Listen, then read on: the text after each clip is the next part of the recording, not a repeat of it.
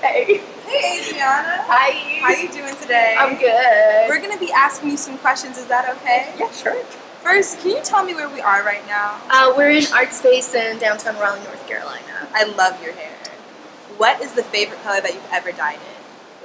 It's probably a combination of raven black and streaks of hot pink.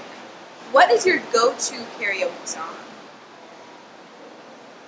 Okay, Guilty. No, that's not the name of the song. Criminal by Fiona Apple. Who is an artist you'd like to meet, dead or alive? Ooh, that would be a struggle between two different ones. Both been gone a while. One is Utagawa Hiroshige, one of the last great masters of Japanese woodblock printing. And the other one would be, I like to call him Vinny, Vincent Van Gogh. What is your role on a road trip? I'm that person that's like controlling the music, but also acting as like the Wikipedia knowledge from the passenger seat. So whoever's driving is like, I have a question about this, and I'm like, let me Google that, and then I'll read like the whole Wikipedia stuff. Amazing. I want to know, if you were in a band, what would its name be? Flying Spaghetti Monster. If you don't know what that is, look it up. It's hilarious. What kind of art do you create? I mostly focus on creating abstract paintings. They can be landscapes or more representative like botanicals, but some of the big things I try to incorporate with it is that it needs to have tactile textures, vibrant colors, and have like optimistic stories that are embedded beneath the layers. So there's always something for people to discover when they're interacting with the painting. What do you do if you're experiencing a creative rut? So I feel like everybody goes through this, especially, folks that are making art on a consistent basis. I kind of have a running list of things that I go through, but I feel like one of the most impactful ones is that I'll go out in nature with a sketchbook by myself, just sim tunes, and then just try to reconnect with, my creative engine, if you will. Amazing. What advice do you have for younger artists? A couple of things. One of them is never, ever, ever, ever give up. Keep doing it. Keep experimenting. Just keep making it a part of your life. Extremely important. I feel like another one would be to ask questions from people that are maybe a few steps ahead of you. So not like, oh, the masters, I can't talk to that person. Maybe someone that's a few steps ahead. I feel like that's really helpful because usually they are very willing to help you. And they've gone through some of the same stuff that you're going through now, but they did it not that long ago. So usually willing to help. And tell me, what is a piece of art you are most proud of creating? It's like asking what my favorite one is, and the honest answer is it's probably the last one that I just made. It's usually the newest thing is usually the favorite thing, and then as the art journey evolves and the artwork evolves, then it's whatever the new one is. So I feel like that's usually where that one goes. All right. What is your favorite thing about working at Artspace?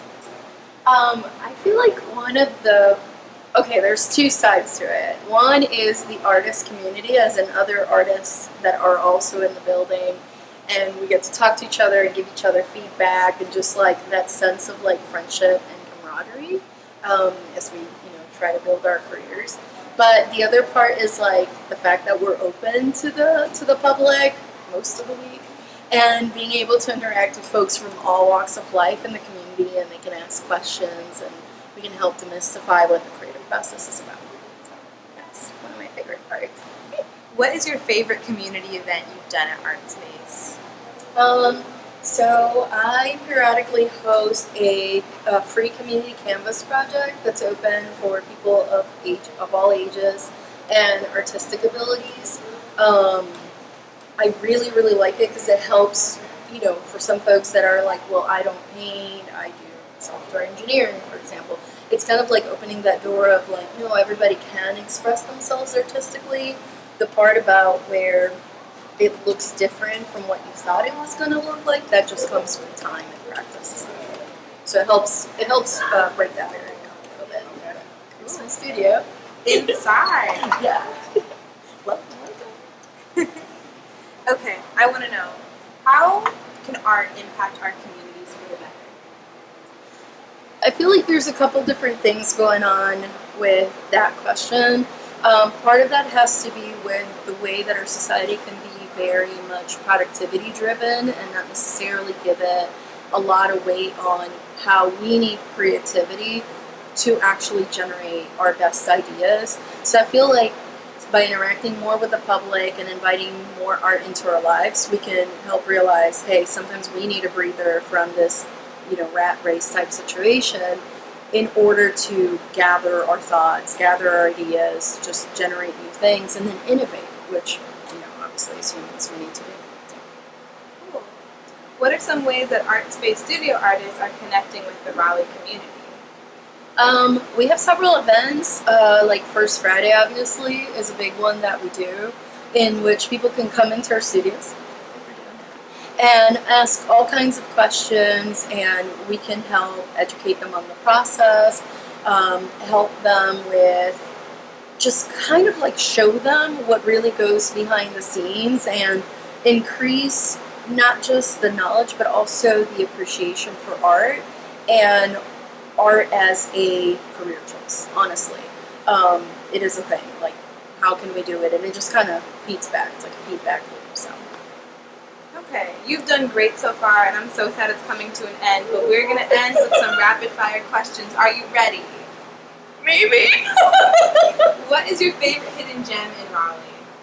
JC Ralston Arboretum. It is amazing, it's free, it's basically like quickest way I can describe it, a big garden plot of land with all kinds of amazing and rare trees and plants and flowers and plenty of places to like put a picnic blanket down and just hang out. I mean, it's just awesome.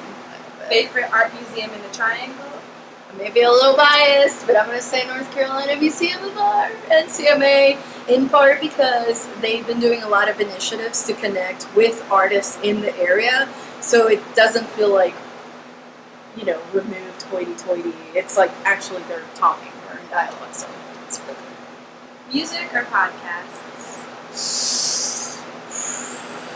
I love both, so it depends what I'm doing, but if I had to pick just one, it would be music. Coast or mountains? Mountains, all the way, hands down. And last but not least, coffee or tea? Both. Dirty chai. If you don't know what that is, look it up. It's, black tea, espresso, some spices. It's absolutely delicious. Amazing. Well, thank you so much. Okay, thank you. Thanks for stopping by.